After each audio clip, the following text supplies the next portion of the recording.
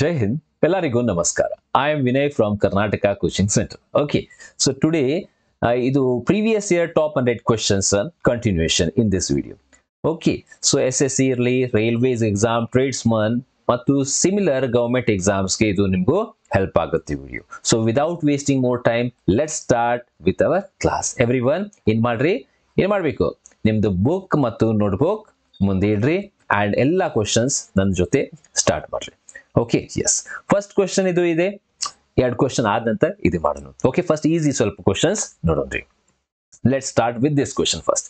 ನೋಡ್ರಿ, RRB NTPC previous year question ಅದು. Okay, RRB SSC railway RRB group D all previous year questions will be solving step by step. Initial profit percentage on the sale of an item was 74%. Okay, cost price went by 50%, selling price remained the same. What is the new profit percentage? ಏನಿದೆ basically, okay, initial profit ಅಂದ್ರೆ ಯಾವಾಗ starting shop keeper ಇದು ವಸ್ತು cell ಮಾಡಿದ ನಂತರ ಅವರಿಗೆ okay ಎಷ್ಟು ಲಾಭ ಆಗಿದೆ, ಅವರಿಗೆ 74%. ಈಗ ಎರಡನೇ ಬಾರಿ ಏನ್ ಮಾಡ್ಬೇಕು, ಈ ಪ್ರೈಸ್ ಏನಾಗಿದೆ ಹೆಚ್ಚಾಗಿದೆ, ಎಷ್ಟು 50% ಜಾಸ್ತಿ ಆಗಿದೆ, ಬಟ್ ಅವರು ಮಾರಾಟ ಬೆಲೆ ಏನು ಚೇಂಜ್ ಮಾಡಿಲ್ಲ. ಆ ಕೇಸ್ದಲ್ಲಿ ಆ ಶಾಪ್ ಕೀಪರ್ಗೆ ಹೊಸ ಪ್ರಾಫಿಟ್ ಪರ್ಸೆಂಟೇಜ್ ಎಷ್ಟಾಗುತ್ತದೆ ಅದು ಹೇಳ್ಬೇಕು. ನೋಡ್ರಿ, ಆಸ್ ಯು ಮಾಡೋಣ, ಸ್ಟಾರ್ಟಿಂಗ್ ಕಾಸ್ಟ್ ಪ್ರೈಸ್ ಎಷ್ಟಿದೆ, 100 ರೂಪಾಯಿ ಇದೆ. ಎಷ್ಟ್ರಿ, 100 ರೂಪಾಯಿ. ಆಸ್ ಯು ಮಾಡ್ರಿ, ಪರ್ಸೆಂಟೇಜ್ ಚಾಪ್ಟರ್ ದಲ್ಲಿ ಸ್ಟಾರ್ಟಿಂಗ್ ಪ್ರೈಸ್, ಸ್ಟಾರ್ಟಿಂಗ್ ಬೆಲೆ 100 ರೂಪಾಯಿ ನೀವು ಆಸ್ ಯು ಮಾಡ್ರಿ. ಇನಿಷಿಯಲ್ ಅಂದ್ರೆ ಹಿಂದಿನ ಲಾಭ ಶೇಕಡ ಎಷ್ಟಿದೆ, 74%. ಈ ವಸ್ತು ಎಷ್ಟ್ರಿ, 74% ಲಾಭ ಅಂದ್ರೆ ಎಷ್ಟಕ್ಕೆ ಸೆಲ್ ಮಾಡಬೇಕು, 174. ಮಾರಾಟ ಬೆಲೆ ಎಷ್ಟಿದೆ, ಮಾರಾಟ ಬೆಲೆ 174 rupees. ಓಕೆ, ಇದು ಫಸ್ಟ್ ಕೇಸ್ ನಲ್ಲಿ. ಈಗ ಎರಡನೇ ಬಾರಿ ಅಂದ್ರೆ ಎರಡನೇ ಸೆಂಟೆನ್ಸ್ ನೋಡ್ರಿ, cost price of the item went up by 50%. ಈ ಅಸಲು ಏನಾಗಿದೆ, ಈ 50% ಜಾಸ್ತಿ ಆಗಿದೆ. ಅಂದ್ರೆ 100 ರೂಪಾಯಿಂದ ಇದು ಅಸಲು ಅಂದ್ರೆ ಖರೀದಿ ಬೆಲೆ ಇದು 50% ಜಾಸ್ತಿ ಆಗಿದೆ. ಎಷ್ಟು, 150 ರೂಪಾಯಿ ಆಗಿದೆ. ಓಕೆ, ಅಂದ್ರೆ ಫ್ಯಾಕ್ಟರಿ ಪ್ರೈಸ್ ಈಗ 150 ಆಗಿದೆ. ಬಟ್ ಆ ಶಾಪ್ ಕೀಪರ್ ಇದು ಸೆಲ್ಲಿಂಗ್ ಪ್ರೈಸ್ ಚೇಂಜ್ ಮಾಡಿಲ್ಲ. ಸೆಲ್ಲಿಂಗ್ ಪ್ರೈಸ್ ಮಾರಾಟ ಬೆಲೆ ಸೇಮ್ ಇದೆ. ಸೇಮ್ ಅಂದ್ರೆ ಇದು 174. ಸೊ ನನ್ಗೆ ಹೇಳ್ರಿ, 150 ರೂಪಾಯಿದ ವಸ್ತು ನೀವು 174ಗೆ ಸೆಲ್ ಮಾಡ್ತೀರಿ ಅಂದ್ರೆ ಎಷ್ಟು ನಿಮ್ಗೆ ಲಾಭ ಆಗಿದೆ ಎರಡನೇ ಬಾರಿ. ಈ ಎರಡನೇ ಬಾರಿ ಆ ಶಾಪ್ ಕೀಪರ್ಗೆ ಎಷ್ಟು, 24 ರೂಪಾಯಿದ ಲಾಭ ಆಗಿದೆ. 24 ರೂಪಾಯಿ ಲಾಭ ಆಗಿದೆ. So profit percentage is what, that is the question asked. Profit percentage ಅಂದ್ರೆ profit divided by CP into 100. ಆ ಫಾರ್ಮುಲಾ ಬರೀರಿ. ಪ್ರಾಫಿಟ್ ಇದೆ 24 ಅಪಾನ್ ಕಾಸ್ಟ್ ಪ್ರೈಸ್. ಈಗ ಯಾವ ಅಸಲು ಬರೀಬೇಕು, ಈಗ ಸೆಕೆಂಡ್ CP ಬರೀಬೇಕು. ಯಾಕಂದ್ರೆ what is the new profit percentage is asked. Okay, new profit percentage that is asked into ಏನ್ ಮಾಡ್ರಿ, 100. ಸೊ ಕಮ್ ಆನ್ ಏನ್ರಿ, 50 ಎರಡ್ಲೆ 53ಲೆ 3 1s are 3, 3 8s are 24, 8 2s are ಎಷ್ಟ್ರಿ, 16%. 16% is the answer for the question. Option number C. I hope ಎಲ್ಲರಿಗೂ ಇದು ಅರ್ಥ ಆಗಿರಬಹುದು. Now this is the second question now. Okay, question ಏನಿದೆ ನೋಡ್ರಿ, question number 2. Sum of 6 numbers is 288. Find their average. ಎಲ್ಲರಿಗೂ ಗೊತ್ತಿದೆ ಸರಾಸರಿಯ formula. Okay, easy level question ಇದು. What, sum divided by number. ಎಲ್ಲಾ ಸಂಖ್ಯೆಯ ಮೊತ್ತ ಡಿವೈಡೆಡ್ ಬೈ ಸಂಖ್ಯೆಗಳು. ಈಗ ಎಷ್ಟಿದೆ sum, 288. Examiner has given you divided by 6 ಮಾಡಬೇಕು. 6 1s are 6, 6 4s are 24, 6 8s are 48. Answer for the question ಎಷ್ಟ್ರಿ, 48. Easy question. ಓಕೆ, ನೆಕ್ಸ್ಟ್ ನೋಡ್ರಿ, ನೆಕ್ಸ್ಟ್ ಬ್ಯಾಚ್ ನಮ್ದು ಕರ್ನಾಟಕ ಕೋಚಿಂಗ್ ಸೆಂಟರ್ ಬೆಳಗಾವಿಯಲ್ಲಿ 18th August ಇಂದ ಸ್ಟಾರ್ಟ್ ಆಗುತ್ತದೆ. So if you are interested you can just come to our offline classes in Belagavi. Okay, so SSC RRB ಮತ್ತು ಈ ರೀತಿ ಎಲ್ಲ ಎಕ್ಸಾಮ್ಸ್ಗೆ we have the government central government exam classes at Belgavi Karnataka Coaching Center. For more information regarding the batches you can contact the number given below. Next, question number 3 ನೋಡ್ರಿ. Average of two numbers is 46. Together with the third number, the combined average changes to 43. ಎರಡು ಸಂಖ್ಯೆಯ ಸರಾಸರಿ ಕೊಟ್ಟಾರಲ್ಲಿ 46. ಮೂರನೇ ಸಂಖ್ಯೆಗೆ ಅದರಲ್ಲಿ ಸೇರಿಸಿ ಅಂದ್ರೆ ಏನಾಗುತ್ತೆ, ಅದು ಸರಾಸರಿ 43 ಆಗುತ್ತದೆ. ಸಿಂಪಲ್ ಇದೆ. ಯಾವಾಗೂ ನೀವು ಇದು ವರ್ಡ್ ನೋಡ್ತೀರಿ ಏನ್ರಿ, ಸರಾಸರಿ ನೋಡ್ರಿ, ಸರಾಸರಿ ಡೈರೆಕ್ಟ್ಲಿ ಮಲ್ಟಿಪ್ಲೈ ಮಾಡಬೇಕು. ಏನ್ ಮಾಡಬೇಕು ಸರ್, ಮಲ್ಟಿಪ್ಲೈ ಮಾಡಬೇಕು. ಏನೇನ್ ಮಲ್ಟಿಪ್ಲೈ ಮಾಡಬೇಕು ನೋಡ್ರಿ, ಎರಡು ಸಂಖ್ಯೆ. ಸೊ ಇದು ಎರಡು ಸಂಖ್ಯೆ ಬರೀರಿ, ಮಲ್ಟಿಪ್ಲೈ ಮಾಡ್ರಿ. ಸರಾಸರಿ ವರ್ಡ್ ನೋಡಿದ ನಂತರ directly you have to multiply. What ಏನ್ ಮಾಡಬೇಕು? ಮಲ್ಟಿಪ್ಲೈ. 2 ಮಲ್ಟಿಪ್ಲೈಡ್ ಬೈ 46 ಎಷ್ಟಾಗುತ್ತೆ? ಇದು 92 ಆಗುತ್ತೆ. ಯಾಕ್ರಿ ಹಂಗ್ ಮಾಡಿರಿ ಅಂದ್ರೆ number multiplied by average, number multiplied by average ಅಂದ್ರೆ ಟೋಟಲ್ ಏನ್ ಸಿಗುತ್ತೆ ನಿಮಗೂ? ಟೋಟಲ್. ಓಕೆ, ಒಟ್ಟು ಮೊತ್ತ ಇದು ಸಿಗುತ್ತೆ. So number into average is equal to 92. ಈಗ ಮೂರು ಸಂಖ್ಯೆಯ ಸಂಯೋಜಿತ ಸರಾಸರಿ ಕೊಟ್ಟಾರ. ಮೂರು ಸಂಖ್ಯೆಯ, ಸೊ 3 ನಂಬರ್ಸ್ ಅವರೇಜ್ ಎಷ್ಟು ಕೊಟ್ಟಾರ? 43. 43 ಇದೆ. ಸೊ 43 ಇಂಟು 3 ಮಾಡ್ರಿ, 129 ಆಗುತ್ತೆ. ಎಷ್ಟು? 129. ಈಗ ಸ್ಟಾರ್ಟಿಂಗ್ ಟೋಟಲ್ 92, ಈಗ ಎಷ್ಟಾಗಿದೆ? 129. ಅಲ್ಲಿಂದ ಇಲ್ಲಿ ಮಟ್ಟ ಎಷ್ಟು ಜಾಸ್ತಿ ಹೆಚ್ಚಾಗಿದೆ? ಅದೇ ನಮ್ದು ಆನ್ಸರ್. ಸೊ 29 ಆ ಕಡೆ 8, that is nothing but how much? 37. So answer for the question is 37. So last number ಅಂದ್ರೆ ಮೂರನೇ ಸಂಖ್ಯೆ ಎಷ್ಟ್ರಿ? 37. ಈಸಿ ಕಾನ್ಸೆಪ್ಟ್, ಎಲ್ಲರಿಗೆ ಗೊತ್ತಿರಬೇಕು. ಕ್ವೆಶನ್ ನಂಬರ್ 4 ನೋಡ್ರಿ. ಕ್ವೆಶನ್ ನಂಬರ್ 4 ಏನಿದೆ? Find the compound interest on 11,000 in 2 years at 4% interest compounded yearly. 2 ವರ್ಷಗಳಲ್ಲಿ 11,000 ಮೇಲೆ ಇದು ಸಂಯುಕ್ತ ಬೇಡ, ಚಕ್ರ ಬಡ್ಡಿ ಬರೀರಿ. ಏನ್ರಿ ಇದು? ಚಕ್ರ ಬಡ್ಡಿ. ಓಕೆ, ವಾರ್ಷಿಕವಾಗಿ 4%. ಚಕ್ರ ಬಡ್ಡಿ ಎಷ್ಟು? ಹಾ, ಸೊ ಏನ್ ಮಾಡ್ರಿ? ಸಂಯುಕ್ತ ಬಡ್ಡಿಯನ್ನು ವಾರ್ಷಿಕ. Okay, no problem. So CP ನೋಡ್ರಿ, CP CI we have to find. Compound interest ನೀವು ಫೈಂಡ್ ಮಾಡಬೇಕು ಇಲ್ಲಿ. So there are 2-3 methods. I can also do one thing. 4% ಅಂದ್ರೆ ಇಫೆಕ್ಟಿವ್ ಎಷ್ಟಿದೆ ರೇಟ್ ಸರ್? 4% ಅಂದ್ರೆ ಇಫೆಕ್ಟಿವ್ ರೇಟ್ ಎಷ್ಟಾಗುತ್ತೆ? ಟೋಟಲ್ 1 ವರ್ಷಕ್ಕೆ 4% ಅಂದ್ರೆ 2 ವರ್ಷಕ್ಕೆ ಎಷ್ಟ್ರಿ? ನಿಮ್ಗೂ ಆ ಫಾರ್ಮುಲಾ ಗೊತ್ತಿರಬಹುದು ಏನ್ರಿ? ಯಾವ್ರಿ? ಡೈರೆಕ್ಟ್ಲಿ ನೋಡ್ರಿ, ಎಕ್ಸಾಂಪಲ್ ಹೆಂಗ್ ಮಾಡ್ಬೇಕು? 4 + 4 + 4 × 4 ಡಿವೈಡೆಡ್ ಬೈ 100. 4 + 4 8. 16 ಡಿವೈಡೆಡ್ ಬೈ 100 ಅಂದ್ರೆ 0.16. 8.16% ಆಗುತ್ತೆ ಎಫೆಕ್ಟಿವ್. ಸರ್ ಹೆಂಗ್ ಬಂದಿದೆ ಇದು? ಆ ಫಾರ್ಮುಲಾ ಇದೆ, ಗೊತ್ತಿದೆ ನಿಮಗೂ? A + B + AB divided by 100 ಆ formula. Okay, so effective rate ಎಷ್ಟಾಗಿದೆ? 8.16%. ಸೊ ಏನ್ ಮಾಡಬಹುದು? ಡೈರೆಕ್ಟ್ಲಿ 8.16% ಇಂಟು 11,000 ನಡೀತಿದೆ ಇಲ್ಲಿ. 8.16%ಗೆ ಏನ್ ಮಾಡ್ರಿ? 11,000 ಜೊತೆ 11,000 ಜೊತೆ ಏನ್ ಮಾಡಬೇಕು?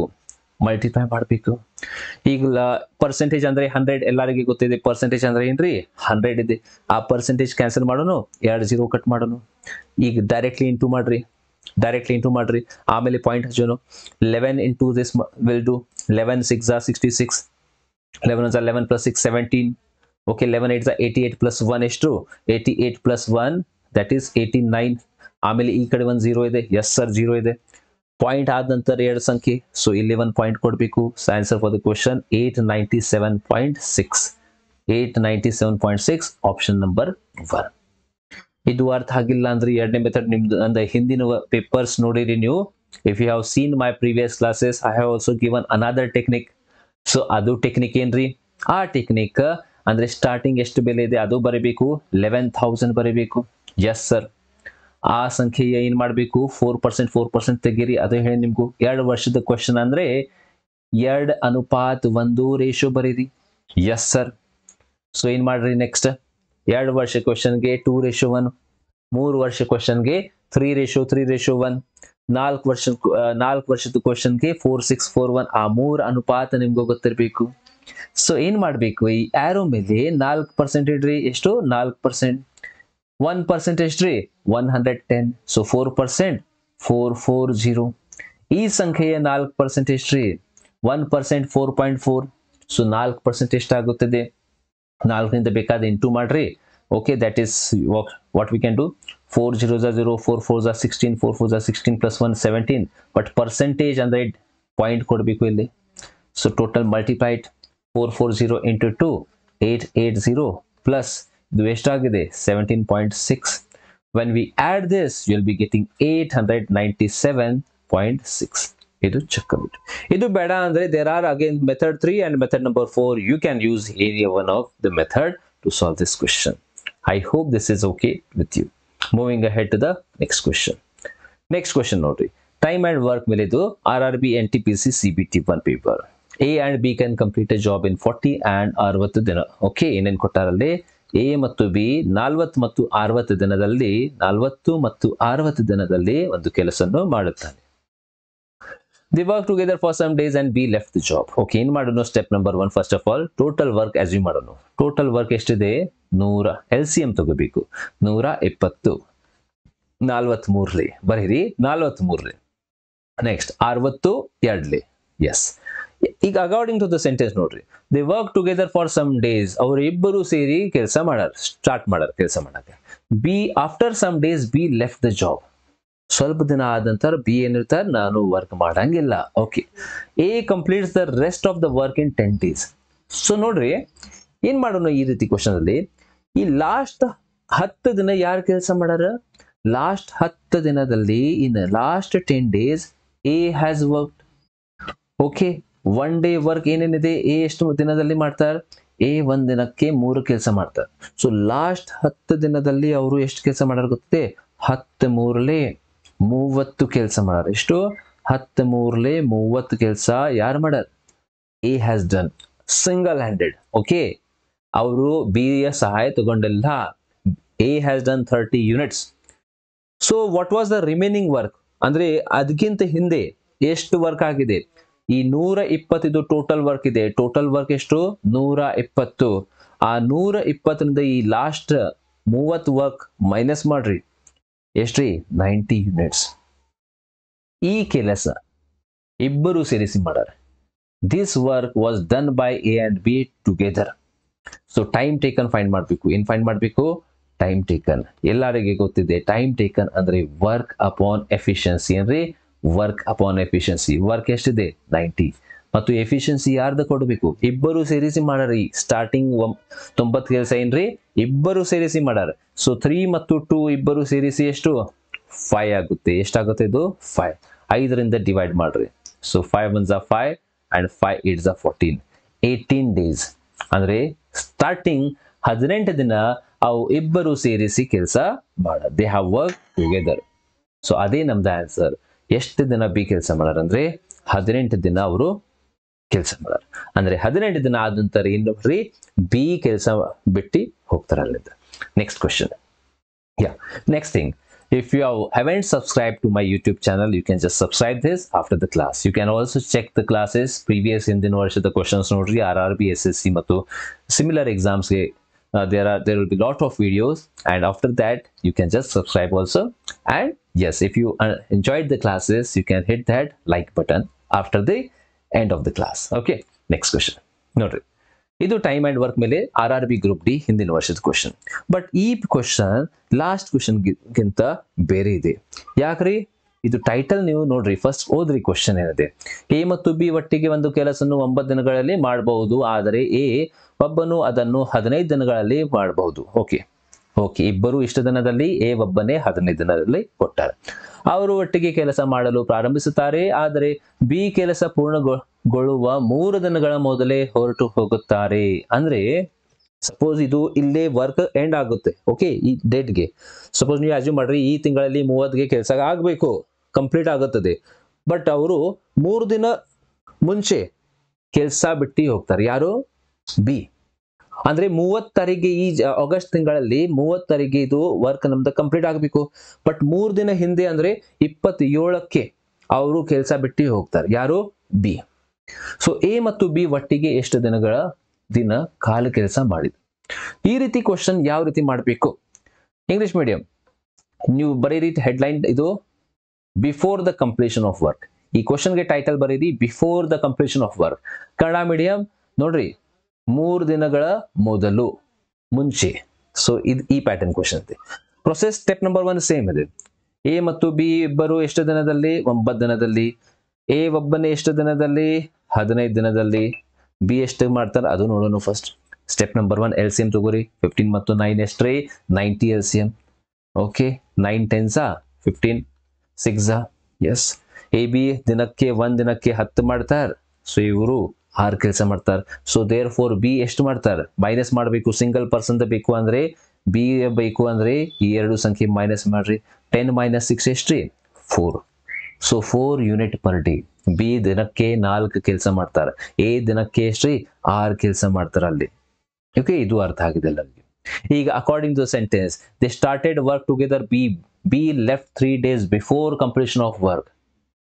ವರ್ಕ್ ಎಂಡ್ ಆಗೋಗಿಂತ 3 ದಿನ ಹಿಂದೆ.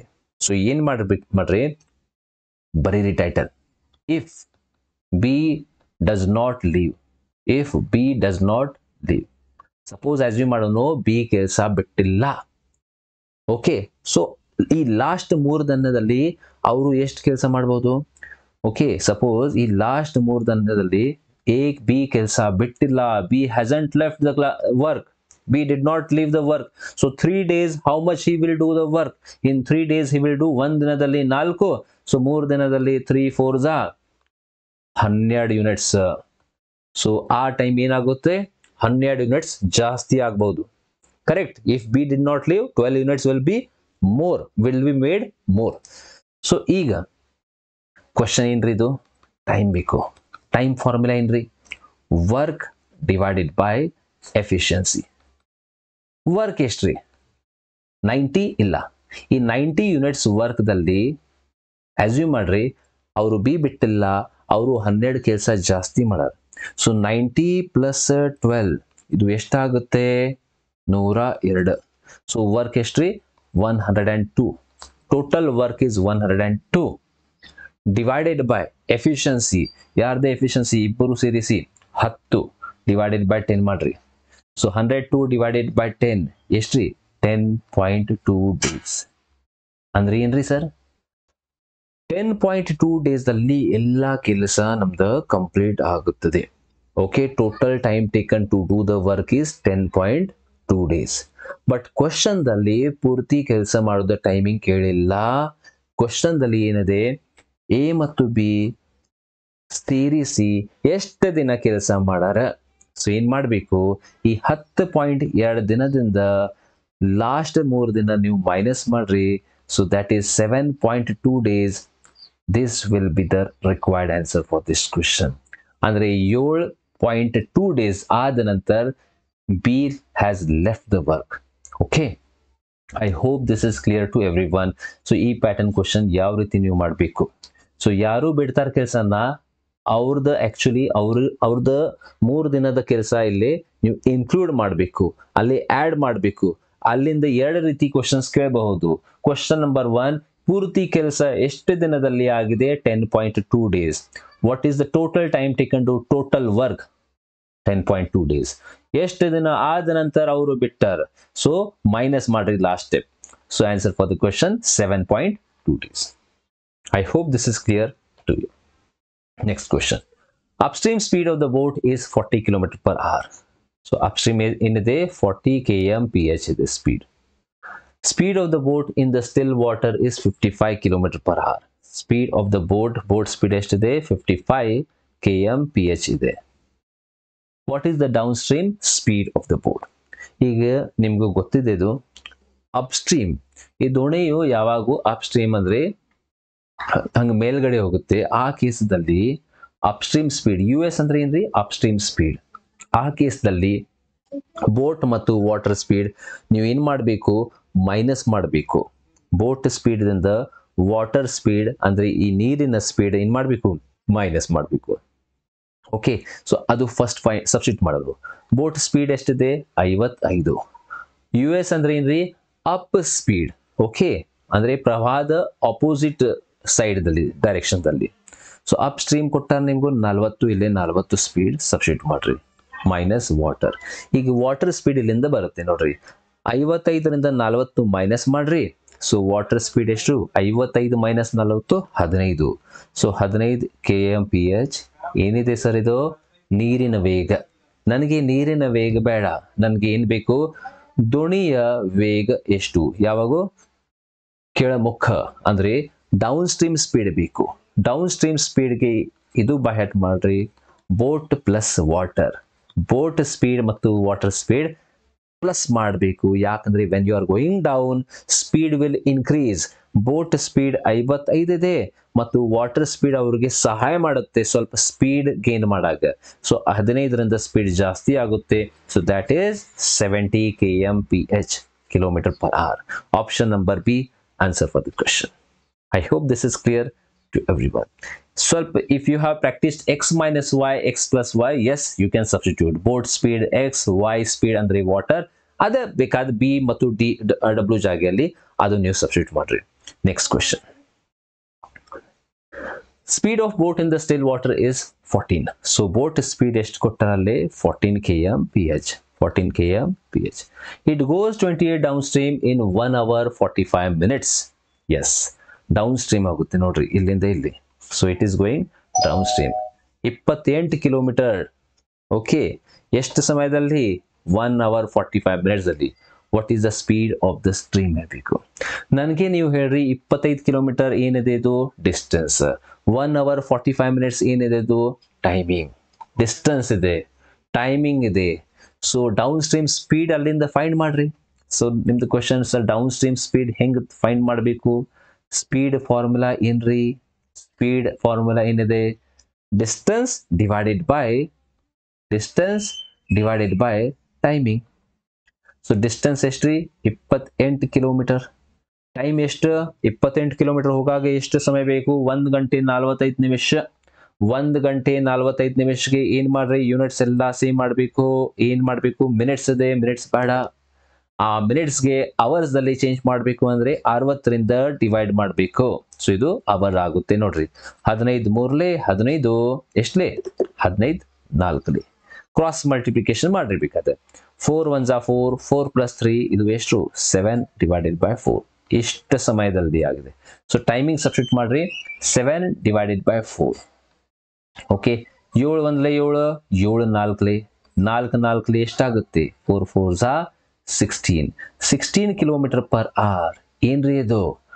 Down speed. ಹಿಂಗೆ ಹೋಗೋದು ಸಮಯ ಸ್ಪೀಡ್ ಎಷ್ಟಿದೆ? 16 km/h. ಈಗ ಎಲ್ಲರಿಗೆ ಗೊತ್ತಿದೆ. ಈಗ ಜಸ್ಟ್ ಸ್ವಲ್ಪ ಟೈಮ್ ಹಿಂದೆ ನಿಮ್ಗೂ ಏನು ಹೇಳಿ ನಾನು 1 minute ಇದು ಇರೇಸ್ ಮಾಡೋಣ ಸ್ವಲ್ಪ. ಏನು ಹೇಳಿ ನಿಮ್ಗೂ ಡೌನ್ ಸ್ಟ್ರೀಮ್ ಸ್ಪೀಡ್ಗೆ ಇನ್ನೊಂದು ಫಾರ್ಮುಲಾ ಏನ್ರಿ? ಡೌನ್ ಸ್ಪೀಡ್ಗೆ one more formula, boat speed plus water speed. Boat speed ಮತ್ತು ನೀರಿನ ಸ್ಪೀಡ್ ಪ್ಲಸ್ ಮಾಡಬೇಕು. ಸೊ ಈಗ ಡೌನ್ ಸ್ಪೀಡ್ ನನಗೆ ಗೊತ್ತಿದೆ 16. ಬೋಟ್ ಸ್ಪೀಡ್ ನನಗೆ ಗೊತ್ತಿದೆ, ಬೋಟ್ ಸ್ಪೀಡ್ 14 ಇದೆ. ಓಕೆ, ವಾಟರ್ ಸ್ಪೀಡ್ ಗೊತ್ತಿಲ್ಲ. ಡಬ್ಲ್ಯೂ ಇಡ್ರಿ, ಬೇಕಾದ ಎಕ್ಸ್ ಹಾಕ್ರಿ, ಮೈನಸ್ ಮಾಡ್ರಿ. ಇದು 16 - 14 water speed is equal to 2 km/h. ಇದೇ ನಮ್ದು answer, option number 3. I hope this is clear to everyone. Next